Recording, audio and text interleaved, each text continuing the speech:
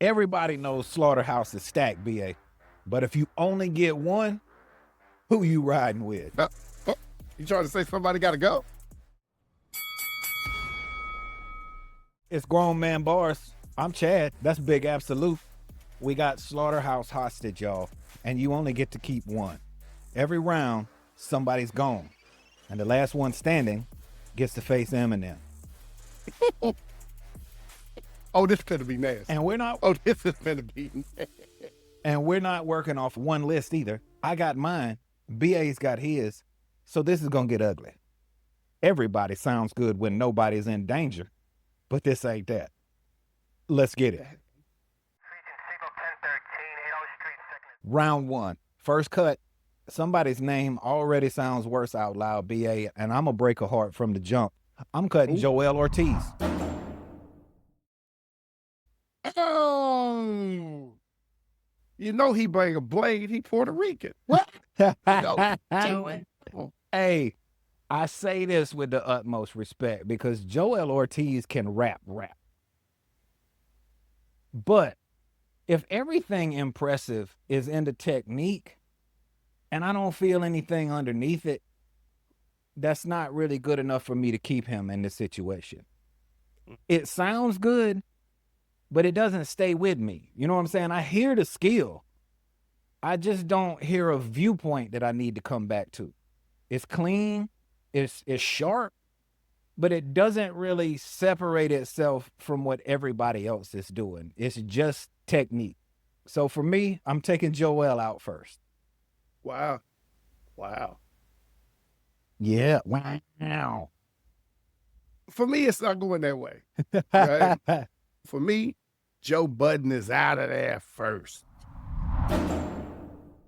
The thing about Slaughterhouse that I feel like the only true comparison amongst the four is bars. So you can break down how the bars come, how they get delivered, whatever. That's always a wash. And since bars matter so much to this group, let me tell you what doesn't matter to me. That is commercial success. First eliminated member of Slaughterhouse is Simple because he had a joint that was the joint for a while. And not only did he disappear into obscurity as far as an artist after Slaughterhouse, but he quit. I don't like that. I don't like the way it went down. Joe, but pump it up. Now you can just pump it right on off the list. Round two, and as always, it gets worse. BA, who you got? For me, you know, it's Joell. Man, look here. I like your little opening, you know what I'm saying, the tragicness of, and you are 100% right. Just for me, he made it longer than the first cut. So, not because he's not a bar guy. Like, the guy can rap for sure. He's the most consistent guy in Slaughterhouse. He's like the friend that show up when you need a 16 and he wasn't there in the beginning of the song at all. And he just pop up in the studio. I'm like, I got you. Joell is consistent and he's durable, but for that amount of bars, it's not as memorable for me as some of the other members. So for me, the second cut is Joell Ortiz. Joell not surviving early. Round two, I'm cutting Crooked. And it hurts. It does hurt because technically Crooked is a problem. And on the West Coast, doing that level of lyricism, that's rare. That is rare. And let me say this first, so nobody gets mad at me, at least not up until this point. Nobody on this list is a bad rapper, technically. Oh, fact. Not at all. So listen, yeah. And we would never say that. No. This is not what any of this is about. Remember, this is a viewpoint of survivor. Yeah, this is a hostage situation. Only one person can survive this. But with Crooked, I'm right back to the same issue. You're rapping well, but you're not really saying anything I haven't heard before. After a few songs, it all kind of starts to blend together to me. And it's because, and I'll put Joell in this category too. Crooked and Joell really do two things. They do, I'm a better rapper than you are. And they do kind of generic street dude. A little bit of slang and dope, a little bit of I'm a bad dude. But when that's the only two things you do, or things that a lot of people do, you need to be able to do them in a way that other people aren't doing them. And I don't get that. It's still just technique, technique, technique with crooked eye. One of the best lyricists that's in the game, and you respect it, but you're not really pulled back to his albums. Because again, the technique, and I said this before, I came into this show 300 years ago when we started it as somebody who went technical aspect first. Like, I was, how good are you technically? And then I'll worry about everybody else.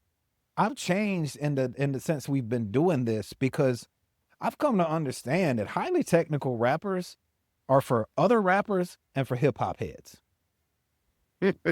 That's who listens to highly technical rappers. I've said that for years. You're not just riding around listening to high level rappers in the car.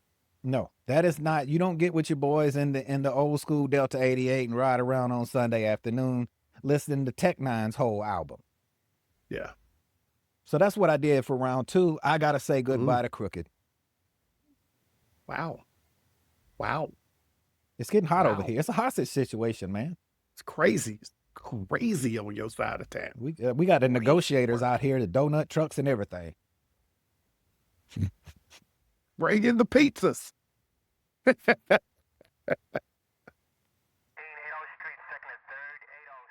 Round three. You know, I'm glad I go first in the third, because that leaves the fourth for you to struggle out of this muck. For me, these two are the best two rappers in Slaughterhouse. Royce and Crooked have the schemes, the multis, the technical skill above the other two. I just give them a slight edge, just me personally.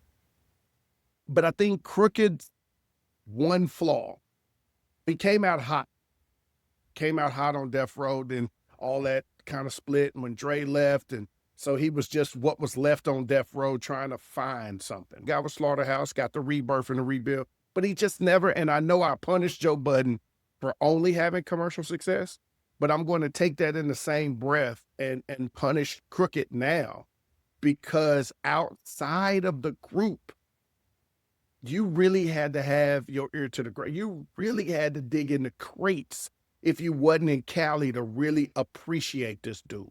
I really hate to call a guy regional, but before Slaughterhouse, he was a region guy.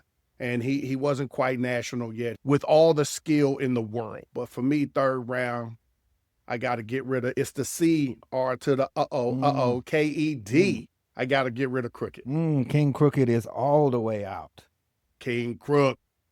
Round three, who's the last casualty and who gets to walk out? I'm going to say this and y'all won't be able to see this, but my last pick to remove is Royce. No, sir. Stand and be accounted for. You come to the front of the room and stand and be accounted. All right, look here. Hear me out. I need to hear this bullshit, right? Hear me out. I know it sounds crazy, and I'll explain Joe Budden in the next round. Because Royce might be one of the most gifted lyricists in hip-hop. Being technically superior is great. But what if it comes at the cost of cadence, flow, depth, and storytelling? When I hear Royce, I hear technique, technique, technique. And it's so powerful, it drowns everything else out. At a certain point, the skill becomes the whole experience. And then I'm not listening to a song anymore, BA. I'm listening to a skill demonstration. And when everything is elite, nothing stands out. It takes the personality out of the music for me. It doesn't have soul. And I don't mean soul like Soul Train. I mean soul like presence. It doesn't have aura. And so that's why I'm going to explain Budden here in a second, because I got a stat for you. But that's why Royce is the third one I'm cutting out. I know y'all wanted to get through round 3 so I could explain this Joe Budden thing. BA, I got a stat for you. Okay. You made reference to this. Mm-hmm. Who has the highest charted song in this group that does not feature Eminem? Joe. Joe Budden gives me more personality than any of the other guys do. Now, I am talking about Joe Budden, the rapper. So if y'all getting ready to bring up anything he does outside of the booth, I am not talking about that shit. Joe, we have told y'all on many an episode, no. when we talk about artists and we talk about the music, we talk about the artists. I am not. Life be lifing, and we're not discussing life. I am not talking about Joe's emotional instability. That is none of my business. I got my own emotional instability to deal with. Even though he puts it on display quite frequently. He does like to show it. But what I'm saying is, out of this group, he's the most well-rounded. And I'm not saying that he's a super well-rounded rapper, but out of these 4 guys, to me, he's the one who's good at the most things. Now, he's probably the worst lyricist out of the 4. I think the other 3, I'm sure I feel like the other 3 are stronger lyricists than Budden. Wow. But I do think Budden can slightly make better songs than they do. At least one. But he doesn't rely completely on his technique as much as the rest of them do. And I know y'all gonna get mad at me about that. Get mad at me, that's fine. Drop down in the comments and tell me why it's dumb. But don't you tell me about anything on his damn podcast, because that is not what I'm talking about. Not what we're here for, people. So tell me why it was Royce for you. Here's why Royce survives for me. He is balanced in bars and structure and presence when it comes to lyrics. Clean. In my opinion, he's the most complete MC in the group when we talk about rapping. But that's not why Royce survived for me. Let's talk about after Slaughterhouse, because we don't really, or haven't really got into that except for Joe. For most of these guys, kind of what's going on afterwards. After Slaughterhouse, he went on and made Layers' Book of Ryan, the album. Does everybody remember that album? I mean, it was nominated, critically acclaimed, and he proved outside of the bubble. I don't throw around God tier because I already said normal mortals can't put people in God tier. But if there's an elite plus, and we're talking about there's another damn category. He's the only poker player in the room with a chip in a chair that's got a shot, in my opinion. All right, so let's reset real quick. You see the list on the screen. BA has crossed off everybody but Royce the 5'9". I have insanely crossed off everybody except Joe Budden. I explained myself. You can go back to that. I'm standing on it. I know it's crazy, but I said what I said. I said good day, sir. I said good day. But we have a bonus round. BA, can Royce stand next to Eminem on a track? On a track? Sure. On 2 or 3 tracks? Absolutely. You take away the track and you got to stand in front of him in a battle. I'm going to keep it a buck. Don't argue with me, argue with your mom. There are not very many people that can stand in front of Eminem in a battle and beat him in a battle. He's just built for it. So I'm not saying that I believe that Royce can't beat Eminem in a battle because he's a worse MC. I'm saying if you know anything about battle rap, how good you rap don't always win the battle. I give Royce, honestly, about a 40% chance to beat Eminem straight up. Because Royce would have to do things that Royce doesn't commonly do, which is take angles at Eminem that does not benefit his own style. He would have to do attacks of contradiction. He'd have to poke at his legacy, maybe having a little fatigue, being over-relevant at times, and some of the characters of Slim Shady versus the rapper Eminem. That is the only shitball's chance in hell of battling Slim Shady that you come out, sir, with a gentleman's 2-1. Other than that, I just don't think he could do it, but I truly believe he has the best shot. So how about you? Eminem versus Joe Beasy. What you got? Absolutely not. This is a short segment. Absolutely not. That is a different level of problem, man. That is a different level of problem. Joe Budden would lose his mind on that. That would be 6 months worth of podcast that he would be Oh my God. spazzing out all over his podcast about that. No, absolutely not. You are not. You're at least one weight class under him. Like, I don't know how many pounds you're going to have to gain to make this fight, but you're going to be eating. You need some reference. There's a song Eminem did called Kamikaze. And there's a 4-line bar set up dedicated to Joe didn't have a response for it either. And I think we know why. He was like, okay, all right, you got me. You got me. Okay, you got me. It was the kind of kill that quick and clean. Don't overkill, that's quick and clean. You know, normally you leave the audience with a question to ponder. Mm-hmm. Well, this time I'll do it. Hit them. In the comments, tell me a better group that was made organically. Not people who came in the industry as a group, super group, whatever you want to call it. Give me a better group that could out-rap Slaughterhouse. That's what I'm interested to know. Yeah, there you go. He's talking technical skill. So that's it for us, y'all. Drop down in the comments.